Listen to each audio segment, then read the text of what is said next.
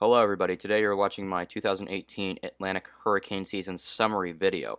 The season has ended, we've gone through a lot in some cases, and through other cases, not so much.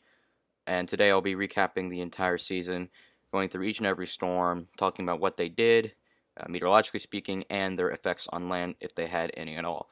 But before we get started, just a quick disclaimer, all this data is valid as of December 27th, the day this video is being published, and any tropical cyclone reports after this are not going to be accounted for in this video because they haven't been released yet, but the ones that have been released, all the data for those will be shown in this video.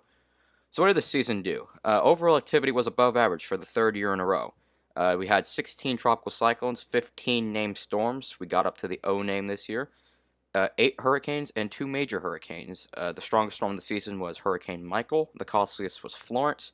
The deadliest was Michael. The longest lived was Leslie. The storm that generated the most ACE was Florence, and the storm that made the most landfalls was Gordon. The first storm formed on May 25th. The last storm dissipated on October 31st. Total damages are amounting to almost $34 billion in damages from this season alone. Total fatalities are amounting up to about 154. We only had 6 landfalls that the year, so that was interestingly low. And the total ACE for the year was about 121 units and about 127 units when you count subtropical cyclone activity into the mix. And all the storms you see in the background are the significant storms of the season, I would say, that were somewhat noticeable. Either that or they were relatively strong, and then you can see damage pictures on the top and on the bottom for Florence and Michael respectively, and we'll get to every single storm at some point in this video. The forecasts for the season weren't quite as high as the actual season ended up being. So at first they were having kind of the right idea in April, saying, yeah, this is going to be, above average slightly, and then NOAA kind of agreed with that into May.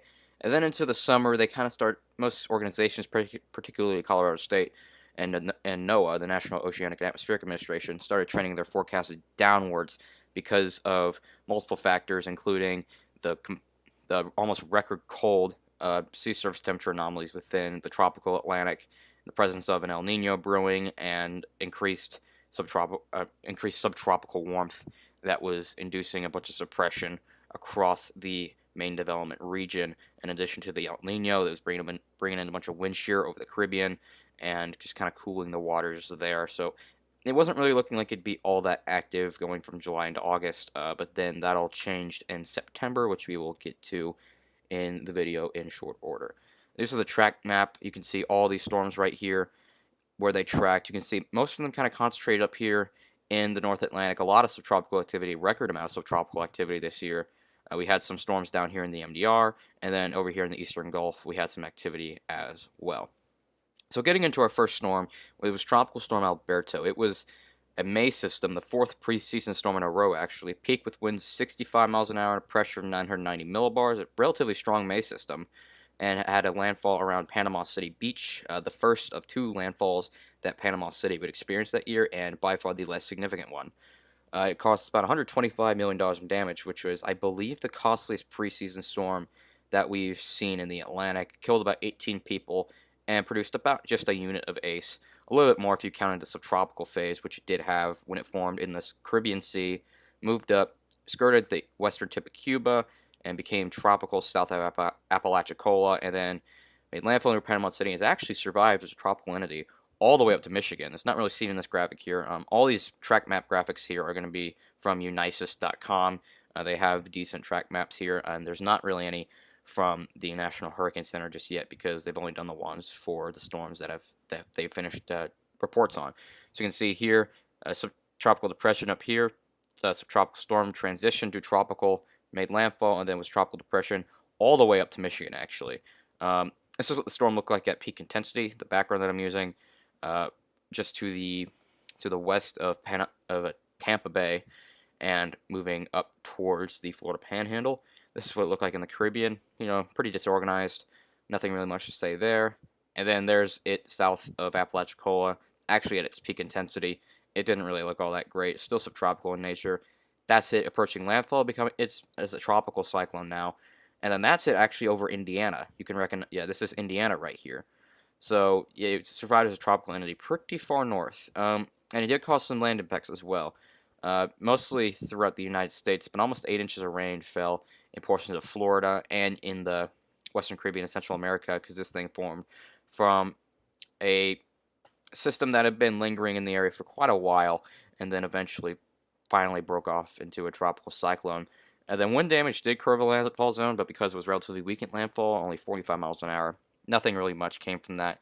And then further inland, Alberto dropped locally heavy rainfall and produced even some strong thunderstorms, because it was still late May at the time, so it was still definitely severe weather season.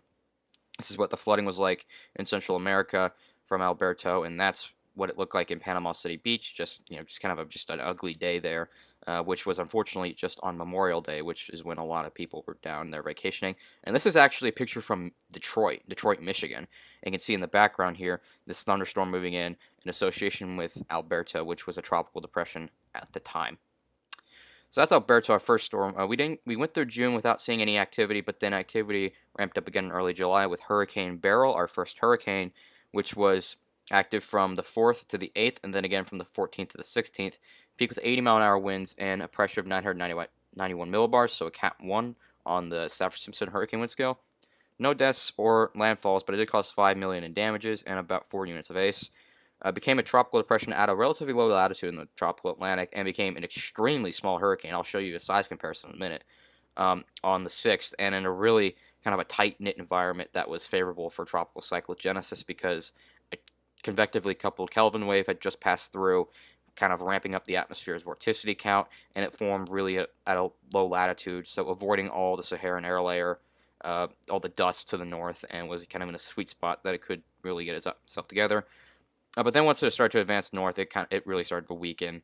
As it passed to the Lesser Antilles, it dissipated on the 8th, and then really kind of surprised a lot of us in some sense, as it regenerated into a subtropical cyclone on the 14th, pretty much just to the northwest of Bermuda, I believe, and then dissipated south of Newfoundland finally. Here's a track map of the storm. You can see here its progress in the main development region, dissipating and then passing through the northwestern Caribbean over Hispaniola, up through the Bahamas, and eventually reforming up here to the north of Bermuda, and then that finally dissipated south of Newfoundland. This is what the storm looked like at peak intensity. You can see the eyes right here, kind of a very, very compact central dense overcast with a bunch of other remnant convection to the south. This is what it looked like as a tropical storm, as developing. And this is when it peaked, and you can see just how small this thing actually was. You can see this is the core right here. These are the Lesser Antilles. Very small storm, Beryl was. And then it kind of lost a lot of steam as it progressed to the northwest and dissipated. This is what it looked like as a remnant low. And then this is what it looked like as a subtropical cyclone. You can see kind of the comma shape it had here. And yeah, that was Beryl. Beryl's counterpart, Chris, developed on the 6th. And lasted through the 12th, peaked as a Cat 2 hurricane with winds of 105 miles an hour, and didn't have any landfalls. Minimal damage, 1 death toll as a result of rip currents, and about 7 units of ACE. Formed from a non-tropical low southwest Bermuda, and stalled southeast of North Carolina for about 2 days while strengthening into a hurricane, and then accelerated northeast and peaked as a Category 2 storm, and then became extratropical and moved over Newfoundland. You can see the track here, stalling to the southeast of North Carolina, progressing northeast, hurricane, peak intensity, and then off towards to the northeast, and then Newfoundland up here. This is what the storm looked like at peak intensity. You can see a pretty well-defined hurricane. Not the best we've ever seen, but still a pretty well-defined storm. This is what it looked like as a depression moving towards North Carolina very slowly. And then here's it stalling within this big old frontal zone to the southeast of the mid-Atlantic and southeast United States. This is it strengthening. You can see it's barely moved. Here's North Carolina, still here. It's strengthening in this area over the Gulf Stream, and then this is what it looked like at peak intensity with an infrared view moving towards the northeast. And then here's an image of Chris up here starting to weaken, and you can see the remnants of Beryl down here that would develop after Chris passed up here in this, pretty much the same area that Chris is in this image. Then here's Chris approaching Newfoundland as an extratropical cyclone, and then that was basically it for that storm. And then activity halted for about a month, and then we got 2 subtropical storms that formed in the North Atlantic during August, and that was essentially it. The first of which was Debby, active for only 2 days. It's a moderate tropical storm at peak. Didn't produce very much ACE at all. Formed from a non-tropical low in the Northern Atlantic, and then became tropical on the 8th, but then it became extratropical a day after that. You can see here's the track Pretty high latitude. Here's Newfoundland right here for some perspective. And you can see pretty short-lived. Not really much to say about that. That's what it looked like at formation, actually. And this is what it looked like as a tropical cyclone moving towards the northeast. And the other storm was Ernesto, which was also an even weaker storm. Same pretty much statistics of lasted from the 15th to the 18th. Didn't really do much at all, but it did actually, as an extratropical cyclone, impact the British Islands, British Isles actually. Formed from a non-tropical low, like Debby did, started as a subtropical depression, but became tropical on the 18th. I don't know if that's actually. I think it's the 16th. My apologies. And became extratropical actually at a very high latitude, 51.9 degrees north, which I think is in the record for the top 10 highest highest latitude for a storm going extratropical. Not sure on that stat though, but I'll have to check up on that. This is what the track map looked like for the storm. You can see here, moving north. These are the Azores here, which are pretty high latitude for perspective. And this is where it turned extratropical on the 18th. That's what it looked like not at peak intensity, but that's what it looked like on the 15th. That's what it looked like transitioning into a tropical cyclone, and this is it moving towards Ireland as an extratropical cyclone.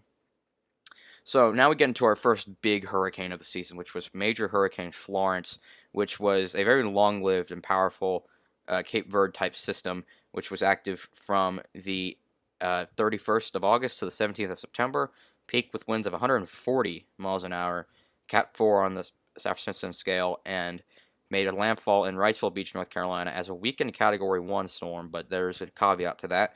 Damaged about $18 billion, the highest in North Carolina history. The death toll was about 53 and produced about 37 units of ACE. I'm just going to go through this really quick. So it formed south of the Cabo Verde Islands, became a hurricane on the 4th as it progressed to the northwest. It became a Cat 4 initially on the 5th at a pretty unusual position for a storm that would eventually hit the United States. It's actually the furthest north Cat 4 ever recorded, east of 50 degrees west. And then wind shear from the tropical upper tropospheric trough hit, and then the storm drastically weakened down to a tropical storm on the 7th, but it also stopped gaining latitude. So once it re-intensified into a hurricane on the 9th, it had basically not gained any latitude at all, and was eventually going to make a secondary peak intensity as a Cat 4 well north of the Lesser Antilles after rapidly intensifying on September the 10th. And then maintained its strength as it progressed northwest South Bermuda, but then began to slowly weaken by the 12th, but it also gained a lot of size and slowed in forward speed, and it made landfall near Wilmington, North Carolina as an enlarged and slow-moving Cat 1 on the 14th while moving westward.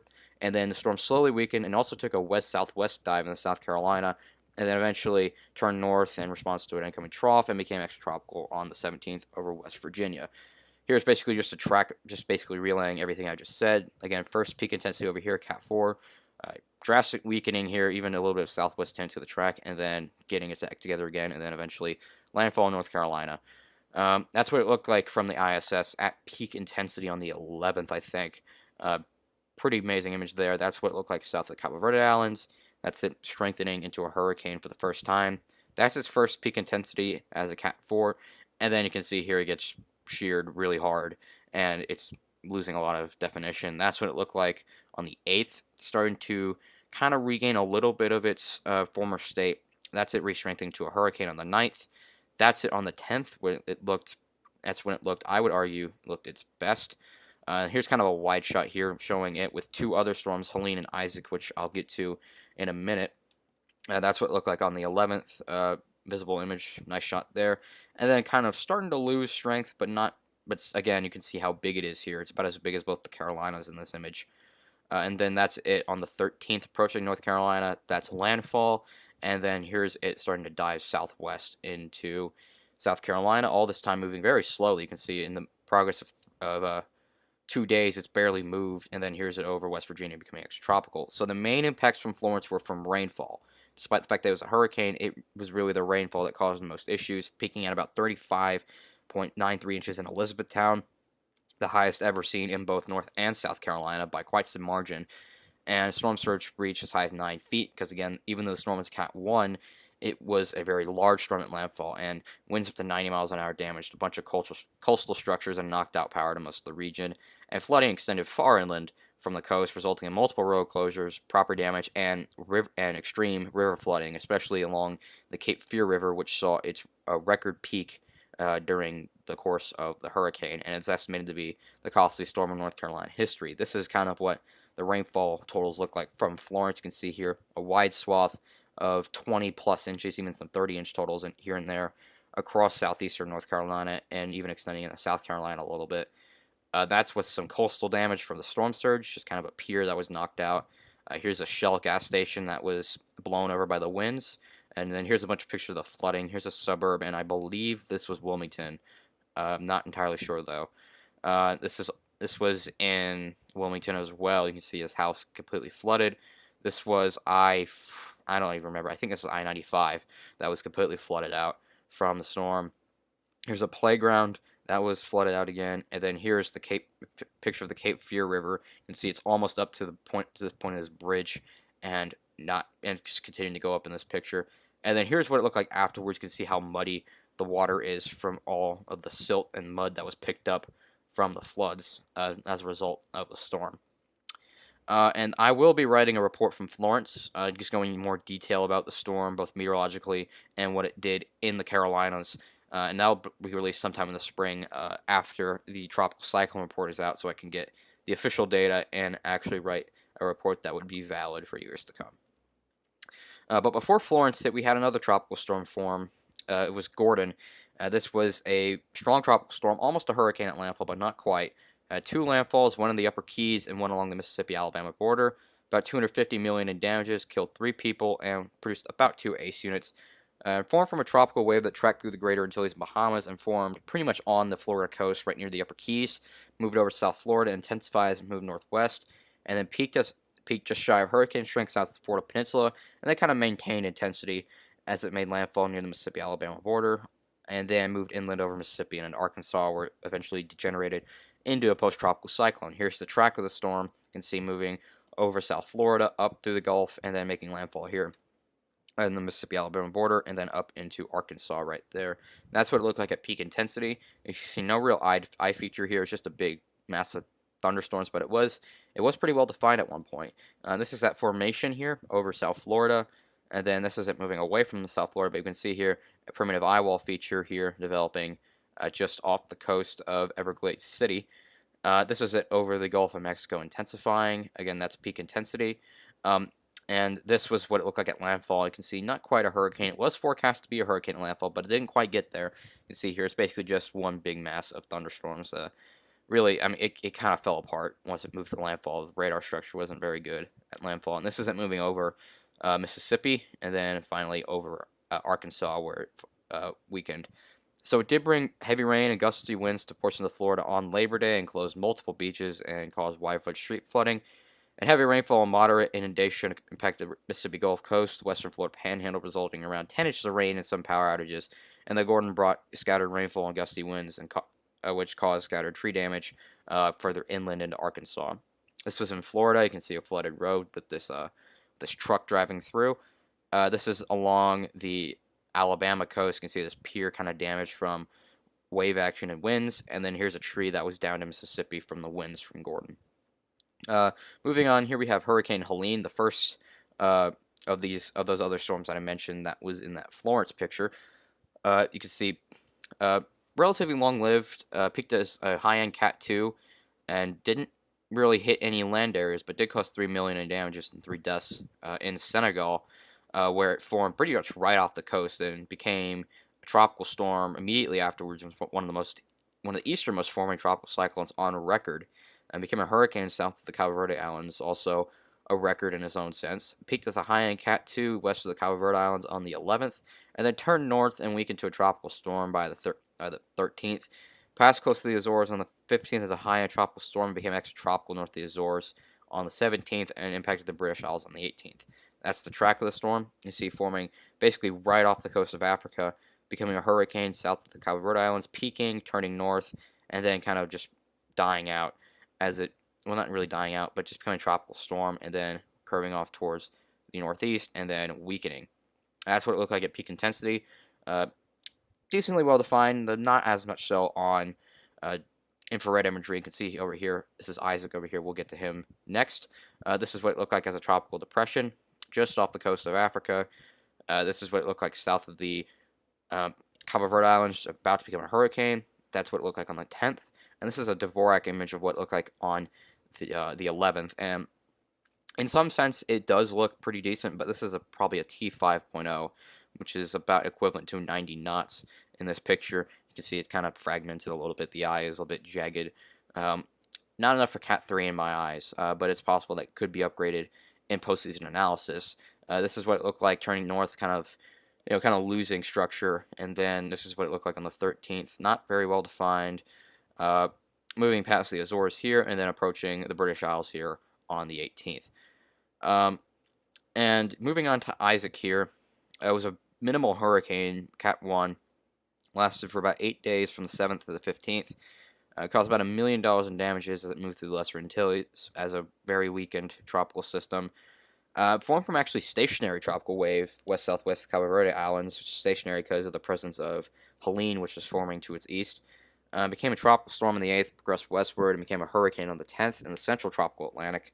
But then westerly wind shear caused a storm that was already pretty small to weaken to a tropical storm on the 11th, and then move through the Lesser Antilles as a really badly weakened tropical storm on the 13th, and then weakened to a depression on the 14th, before briefly re-strengthening into a tropical storm and then regenerating to an open wave south of Hispaniola a day later. This is the track of the storm. You can see right here, hurricane out here in the central Atlantic, and then tropical storm all the way through here, and then kind of just fizzling out in the Caribbean. That's what it looked like at peak intensity. And then this is what it was like as a depression, slowly forming. You can see the center out here, somewhat exposed. It wasn't really that great to begin with. And then here's the storm intensifying on the 9th. That's what it looked like on the 10th as an infrared image. That's also another picture of the storm right here. And then this is what it looked like on the 12th. And you can see that the center is exposed here, not really looking all that great at all. Westerly wind shear was really taking a toll on the storm. And then here's the center here, passed through the gap between Dominica and Guadeloupe, or yeah, Dominica and Martinique here. This is on the 13th, I believe, and then this is it on the 15th here south of Hispaniola. Remnants eventually moving towards Jamaica and out towards Cuba, and you can still see up here Florence making landfall in the Carolinas. And here's a wider shot of the storms, all these storms active on the 11th. Helene, Isaac, Florence, a system that moved towards Texas that had a chance of development but never got there. And then up here, the development of subtropical storm Joyce, which we'll talk about now. This was a week-long lived system, not particularly strong. It didn't impact any land areas. Wasn't really that notable. Formed from a subtropical storm that developed from a southward moving cutoff low that was moving north of Florence at one time that threatened to curve it out but failed. Weakened slightly, but did gain tropical traits on the 14th. Peaked on the 15th as it interacted with Helene to its east, actually. Gradually weakened out of depression southwest of the Azores, and then turned due south on the 18th and dissipated well to the south of the islands. We can see that here in the track. Moving south here, and then kind of curving around, becoming tropical, and then curving back east. Tropical depression, moving straight south. That's what it looked like at formation. You can see somewhat subtropical, but not really, honestly. That's what it became when it became tropical, but you can see pretty ill-defined right there. This is a picture of both Helene and Joyce. Joyce would be this storm right here, and Helene would be this storm right here. This is Joyce at peak intensity, actually, as an infrared image. And then again here, just kind of falling apart as it started to impact some wind shear, or be impacted by wind shear. And then here's it south of the Azores as a pretty ill-defined system. And then here's it on the 18th, just with one last convective burst of air, I guess, that kind of signaled the storm was kind of doomed to die. And then we had a brief depression that didn't really do much at all. Formed from tropical wave in the Central Caribbean and then moved west very slowly and then kind of died from wind shear and really only lasted a day. You can see barely any movement here. Here's the Lesser Antilles right here for reference. And that's what it looked like at peak intensity. Really not much to say on this. It didn't really do much at all. So moving on, let's go to Tropical Storm Kirk here, which was actually kind of an interesting system. Had two different life cycles here. Peaked at 60 miles an hour, depression 998 millibars, excuse me. Made landfall in St. Lucia, minimal damage, and didn't kill anyone, and with about almost 3 units of ACE. Formed from a tropical wave at actually a record low latitude for a named storm. About, I think it was around 8 north, which is extremely far south. Then the storm gained latitude, but it also began to speed up, which led to its initial demise because of just differences between the speeds of the closed low, which didn't allow it to remain closed. The convection, but the convection remained pretty vigorous throughout the entire time, and then it actually redeveloped on the 26th, turning more towards northwest, and then peaked as it approached the Lesser Antilles, but then also began to die because of wind shear. You can kind of see a trend here. Storms approach the Caribbean and kind of start to die. Then exposed center dove south, made landfall in St. Lucia, and then the storm as a whole dissipated south of Puerto Rico. Here's Kirk's track. You can see very far south, really far south of the Cabo Verde Islands. Weakened to a depression, briefly up to a tropical storm, but then degenerated, and then reformed here on the 26th, and then moved through the Lesser Antilles, kind of the southward dive here, and then finally dissipated. That's what it looked like at peak intensity to the east of the Lesser Antilles. That's what it looked like at formation. You can barely see Cabo Verde Islands, these two like little smidgens right here. That's the southernmost islands, and then here's the storm right here. That's an infrared shot of the storm. You can also see the islands up here for reference. You can see it's starting to get its act together. And this was actually when it was a tropical wave. You wouldn't think so at the time, but this is when it was a tropical wave. You wouldn't think so if you were looking at it from space. This is when it began to re-intensify. This kind of precipitation just kind of overlaid onto the storm. This is actually still when it was a wave. Almost a pretty much tropical storm again at this time, though. Then it approached Lesser Antilles, peaked, and then shear hit the storm. And you can see here, this is exposed center with all the convection. Sheared off towards the east, made landfall in St. Lucia, and then here's the remnant wave on the 29th, progressing towards the west, and eventually helped lead to this to the formation of a much more significant storm, which we'll get to after this one, which was Hurricane Leslie, the longest-lived storm of the season, and it took a very kind of insane track, I guess you could say. Also had two phases, short-lived at first, but then became long-lived. Peaked as a Cat 1, high-end Cat 1. Didn't make any landfalls while tropical, but it did make one after becoming extratropical, where it caused $500 million in damage and 16 deaths, and was to blame for about 20 ACE units, so quite a bit. I'm just going to kind of just skim through all this. Formed from a shortwave trough that actually was partially as a result from Florence, and survived as kind of a weak subtropical system for a few days and became post-tropical on the 25th.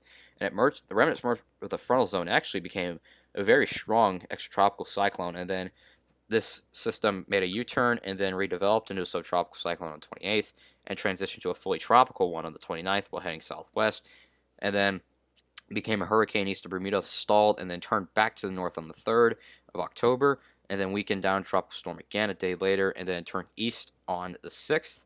It maintained its intensity while it dove southeast and eventually due south, crossing over its original path, and then re-intensified into a hurricane on the 10th after slowing down rapidly, accelerated east-northeast.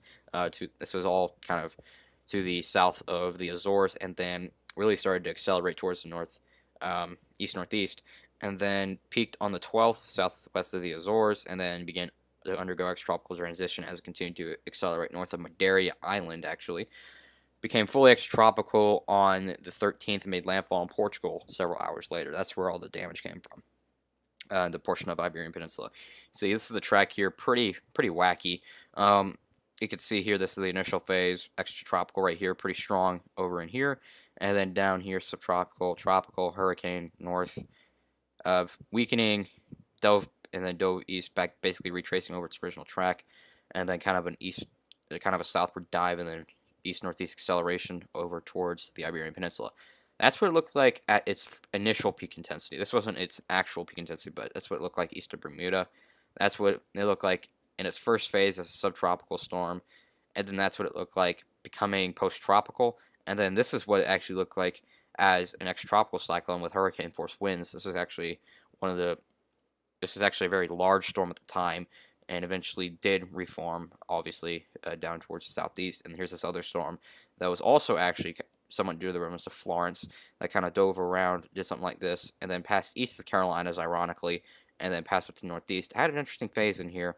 We'll see what post-analysis says about that, but anyway, sticking to Leslie, see, this is what it looked like when it became subtropical again. That was it becoming tropical again. That's another image from the first, and then this is when it became a hurricane for the first time. That's it losing its core, I guess. And then this is it on the 6th. And then diving east, this is what it looked like on the 8th. Not really much to say during this period. Then it became a hurricane again on the 10th towards the southwest of the Azores. This is kind of a shot showing kind of, where it is in respect to the Canary Islands down here and the Iberian Peninsula up here.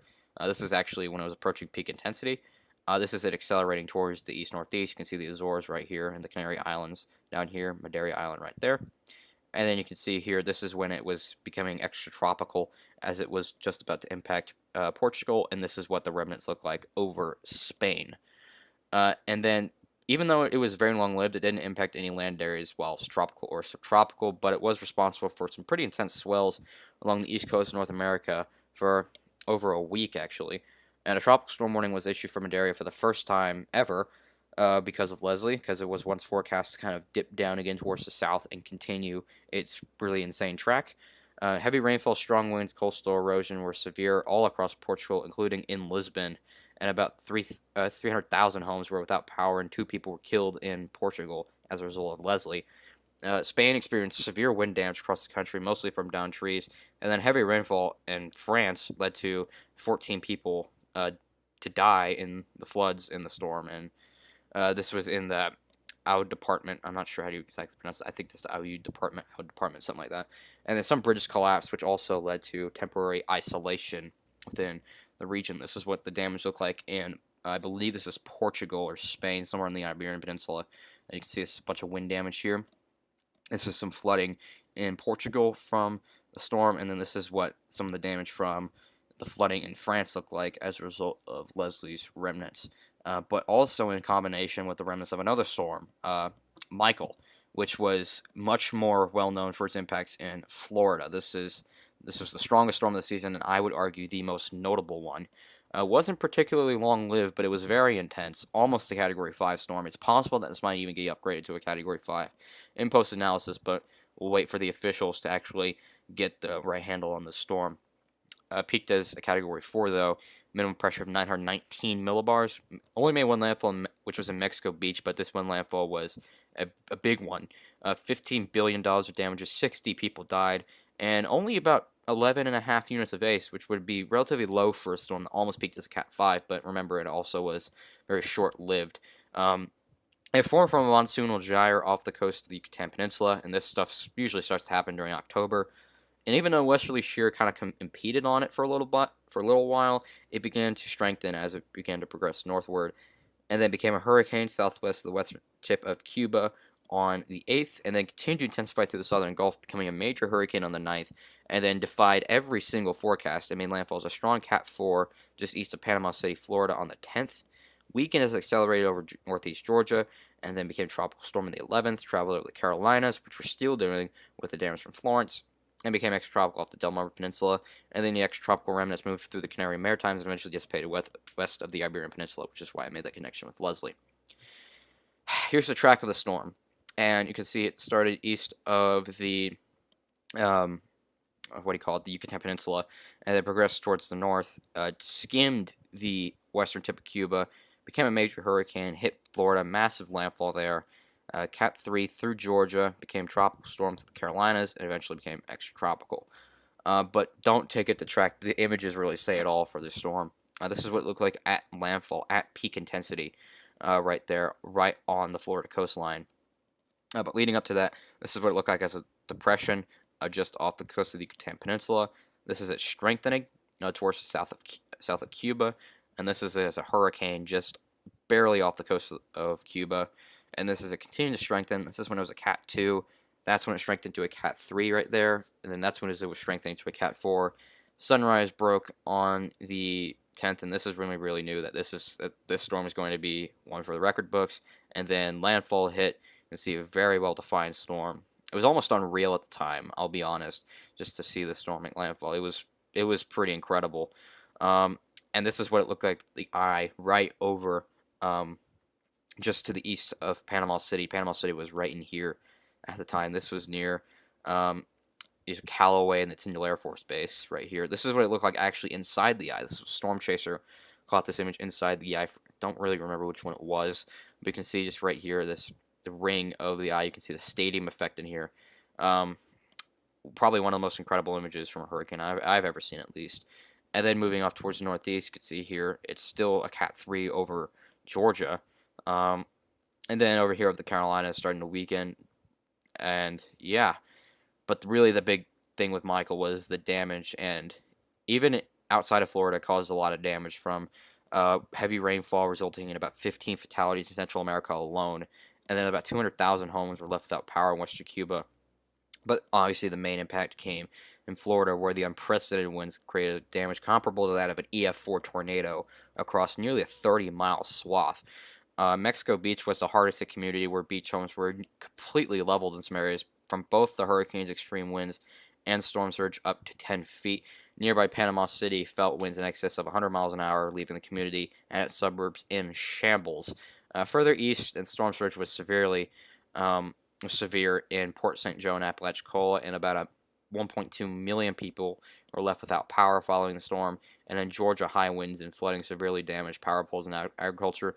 And in the Carolinas, who were still reeling from Florence, about 700,000 customers were left without power, and already swollen rivers were swollen once more. This was actually what it looked like in Central America and Honduras. This was some of the flooding that was seen there. And then moving on to the impacts in Florida. This is an aerial shot from Mexico Beach.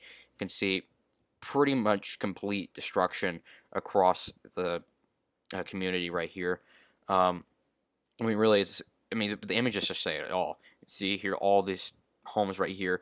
If they're not severely damaged, they're completely destroyed. You can see shambles of old homes and structures all throughout this area. This bridge right here, all this asphalt's been just torn up by the extreme winds. This is another house in Mexico Beach that was demolished essentially from the hurricane. And then here's another aerial shot of what Michael did, and you can see just debris literally everywhere. And even the homes structures that did survive felt severe structural damage from the storm. This is what it looked like in Panama City. These were some power lines blown over completely, some tree damage in here, just some random debris throughout the area right before you get to this bridge.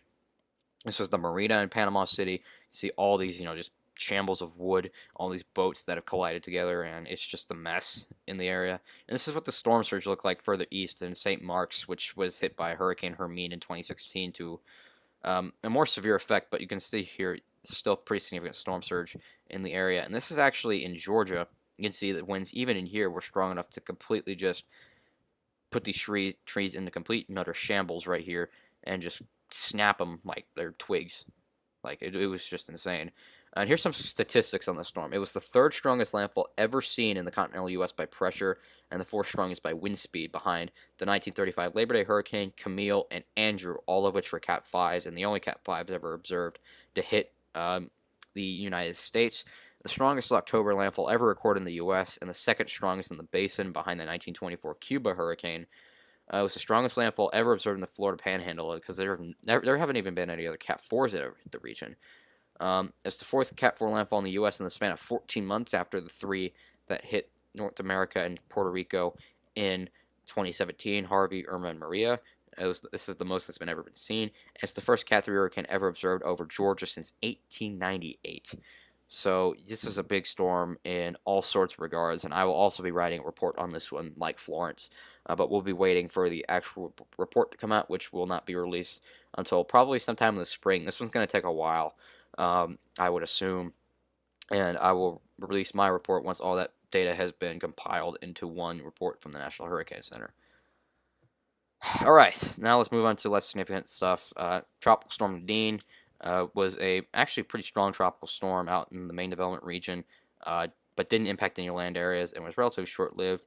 It was actually the easternmost system to form in the main development region, so late in the year, in fact, and then moved northwest and then peaked on the 10th, but then began to weaken due to increasing shear and dissipated west of the Cabo Verde Islands while traveling essentially due west.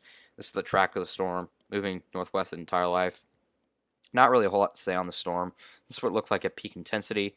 That's what it looked like at formation. And then this is what it looked like, another image of peak intensity. You see basically just one big blob of convection, essentially. And then it began to fall apart, like most other storms in the main development region this season, due to wind shear and just kind of fizzled out. Here's a wide shot of what it looked like on October the 10th. You can see here's Michael making its historic landfall in Florida. Leslie out here as a hurricane, and Nadine peaking out over here. Pretty unusual to see a scene like this during October. And lastly, we have Hurricane Oscar, which was the last storm of the season. Was active at the very end of October. Cat 2 hurricane. Didn't impact any land areas as well. Formed from a surface trough in the central Atlantic as the record 7th. The record 7th subtropical storm of the season, and transitioned to a tropical cyclone a day later while diving around an upper level low. Became a hurricane later that day and curved north, peaked as Cat 2, accelerated northeastward, and transitioned into a powerful extratropical cyclone on Halloween, eventually traveling all the way to Iceland in early November. You can see this is the track of the storm here, kind of making that southwest dip, becoming a hurricane, curving north into northeast, becoming extratropical. That's what it looked like at peak intensity. You can see here, not really a definitive eye feature visible, but you can see definitely a pretty well-defined core and convection associated to the north. This is what it looked like. This is what it looked like as a developing system, and then that's what it looked like transitioning into a tropical cyclone on the 28th, and then this is what it looked like later, losing a lot of convection, but still there at least. And then this is what it looked like becoming a hurricane about a day later, and then this is what it looked like intensifying, and that's peak intensity right there as it's beginning to press northward, and then this is it becoming extratropical on the 31st, and then this is what it looked like south of Iceland as a pretty powerful extratropical cyclone. So that's all the storms of the season. Now, what can we learn? So long-term forecasts are not perfect and are usually subject to extreme error. For example, the initial forecasts for the season were below average, but the season actually ended up above average. And then short-term forecasts, especially for intensity guidance, are not always perfect. For example, Michael. When Michael first formed, it was forecast to be a tropical storm at landfall. It ended up being almost a Category 5. So that is something that we need to work on a lot, and that's something that's going to take years and years to get right, and we probably will never perfect it. And another thing, even if 1 month is inactive, that's usually pretty active. It doesn't always mean the remainder of the season will be the same. For example, August, we just saw Debby and Ernesto, which were 2 subtropical storms in the far North Atlantic that really didn't do anything. And because of that, we thought the rest of the season was going to be kind of a dud, in some sense. Rainfall is still a major threat from tropical cyclones. We saw that with Florence. Even though we saw that quite a lot with Harvey last year, Florence is an example that it happens more often than you might think. And even a lower Saffir-Simpson hurricane wind scale category at landfall doesn't mean that there will be less damage. For example, Florence and Michael did similar amounts of damage despite Michael being 3 categories higher at landfall. And of course, Michael's damage is more due to wind and Florence is more due to flooding. But still, that's something that you need to keep in mind, is that Saffir-Simpson's hurricane wind scale category does not always mean the higher the damage, the higher, let me rephrase this. The higher the category means that there won't necessarily be higher damage. It just means higher wind threat. That's basically it. And one more thing, even if a storm hits you early in the season, that doesn't mean you're immune to one for the rest of the season. For example, Alberto hit Panama City 4.5 months before Michael hit the exact same area at a much more ferocious state. So, yeah, one landfall doesn't mean you're immune for the rest of the season. And, you should always have a hurricane plan ready for regardless of what any of the forecasts say. Always have one ready. Just know what you're going to do just in case a storm comes your way. Even if the forecast call for a below-average season, that doesn't mean you can't see a big storm. Again, it only takes one. This year, we had 2 big storms. And some years could be pretty inactive, but you have one storm that really kind of made it a very notable season, and really just one storm for you is enough to make it a bad season, regardless of how strong it is. And yeah, that's just some lessons we can learn from this season. And I mean, thank you all for watching this video, and I mean, I wish you all a really safe and amazing 2019. And always remember just to stay weather alert. Not just during the hurricane season, but all year, just to make sure that y'all are safe from anything meteorological that could impact you. And yeah, that's going to be it for me today. And that's all I have to say about the 2018 season. Again, my reports on Florence and Michael will be released sometime during the spring or possibly summer of 2019. Just depends on when the National Hurricane Center releases their reports on the storm. And yeah, that's it for me today. Thank you all so much for watching, and I'll see you all in 2019.